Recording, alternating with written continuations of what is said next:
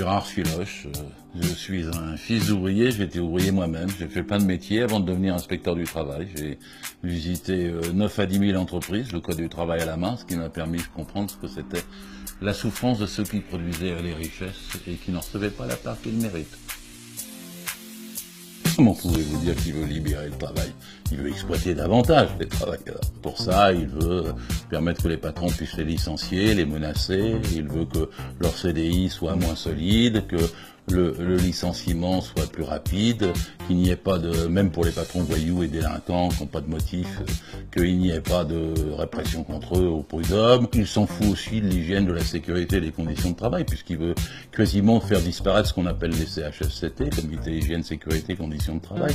Vous savez pourtant qu'en France, le nombre d'accidents de travail a réaugmenté ces 2 dernières années. Pas loin de 600 morts chaque année, hein. Ça se dit pas dans les médias. 4500 handicapés du travail. Vous avez vu le scandale de l'amiante, puisqu'il y a eu 100 000 morts. Ça, Macron s'en fout.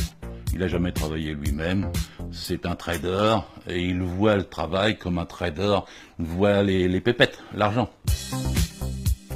Emmanuel Macron, c'est une anomalie de l'histoire. Je ne sais pas comment la France a pu arriver à ce que par un mécanisme institutionnel, un homme de cabinet réussisse un putsch. Et quand il est président, il s'arroge tous les droits. C'est probablement un des pires régimes qui s'annonce qu'on aura eu depuis la Seconde Guerre mondiale. D'ailleurs, il veut défaire tout ce qu'a fait le Conseil national de la résistance. Il veut notamment casser le salaire brut. Alors, les gens ne savent pas toujours, ils regardent pas le haut de leur feuille de paye, mais c'est ce qui leur permet de vivre toute la vie, le salaire brut. Hein. Le salaire net, on vit au mois le mois. Le salaire brut, on vit toute la vie. C'est ce qui vous protège des aléas, du chômage, de la maladie, de l'accident et de la retraite. Et tout ceci va disparaître du bulletin de paye dans une manipulation assez gigantesque. Au mois de janvier 2018, en même temps, il ne veut pas qu'il y ait le prélèvement de l'impôt à la source. Pour donner la tromperie aux gens, c'est qu'il augmenterait un petit peu le net alors qu'il baissera beaucoup le brut. C'est un cadeau de probablement 450 milliards au MEDEF, le plus grand hold-up qui ait jamais été fait jusque-là. On connaît les pressions, c'est ce qu'on appelle la mobilisation sociale, hein, c'est-à-dire les manifestations de rue. Mais, je le dis, il faut en faire. Ceci dit, il y a une leçon à tirer de l'année dernière, 2016, contre la loi El Khomri. Nous avons fait 14 manifestations. Nous étions archi majoritaires dans l'opinion. Il y avait 80% des gens contre la loi El Khomri. Il y a peut-être eu 3,5 millions de personnes qui ont participé au moins une fois à l'un des défilés et on n'a pas été entendus.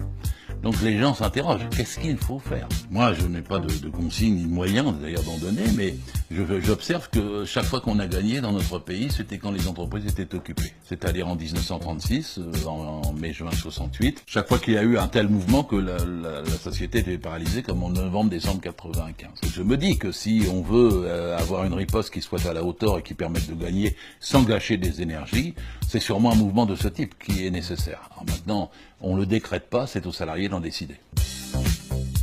D'abord, il faut dire aux gens qu'il faut qu'ils sortent la crise de leur tête. Tous les matins, on leur dit c'est la crise, serrez-vous la ceinture. C'est faux. Faux. La France n'a jamais été aussi riche. Il y a 600 milliards d'avoirs français dans les paradis fiscaux. Les 500 premières familles, d'ailleurs on vient d'avoir l'étude, ont augmenté pratiquement 12 fois en 10 ans leur fortune. 2 milliardaires, 2, possèdent plus que 20 millions de Français. Il y a 80 milliards de fraude fiscale et les impôts sur les grandes sociétés, hein, c'est-à-dire sur les milliers d'entreprises qui font 50% des produits intérieurs bruts, sont tellement bas que celles-ci accumulent des dizaines de milliards chaque année qu'elles ne mettent pas dans l'emploi. Elles le mettent dans les paradis fiscaux. Donc on sait qu'il y a l'argent et qu'en fait si on prenait cet argent, entre nous, c'est le nôtre. On ne peut pas être milliardaire et honnête. En travaillant, on s'enrichit pas, on se nourrit. Ceux qui s'enrichissent, c'est ceux qui exploitent le travail des autres. C'est à eux qu'il faut imposer une redistribution des richesses, un salaire qui soit pas supérieur à 20 fois le SMIC, et donc des impôts qui soient suffisamment forts au-delà pour pouvoir faire restituer si crise il y a, si déficit il y a, si dette il y a. Pour pouvoir restituer ça, c'est à ceux qui l'ont fait qu'il faut s'en prendre. Je le dis toujours, on peut traquer la fraude fiscale aujourd'hui. Parce que longtemps, les gens, on leur a dit, c'est pas possible parce que les riches vont s'exiler. Ils sont déjà exilés, ils sont déjà partis.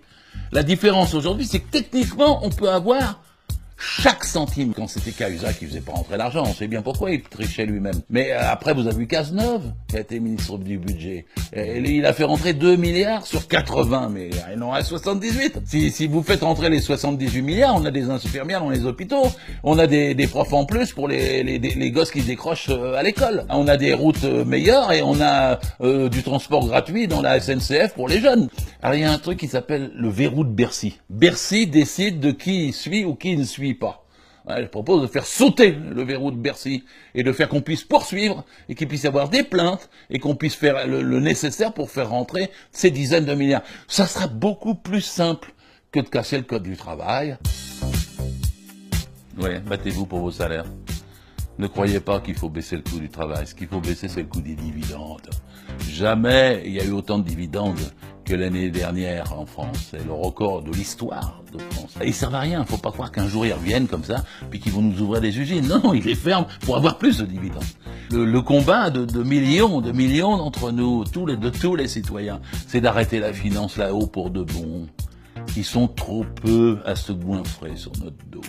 Et ça, il faut que ça soit un sentiment partagé jusqu'à ce que ça leur devienne impossible, et jusqu'à ce que la conscience des gens soit telle qu'on puisse effectivement reprendre ce fruit de notre travail, se le partager entre nous. On vivrait tellement mieux. Je sais même pas comment ils peuvent vivre là-haut dans un océan de misère. Ça doit quand même leur poser des problèmes moraux de temps en temps. Je sais que moi, quand je vois la misère dans la rue, et que je sais que je ne peux rien faire pour, que je vois des gamins dormir par terre avec leur famille, que je vois des migrants à Calais, ils gazent leurs affaires, leurs toiles de tente ou leurs fringues, pour pas qu'ils restent. Quand je vois ça, je me dis, je peux pas ne pas bouger. Et à tous ceux qui m'écoutent, je dis bougez aussi, bougez aussi.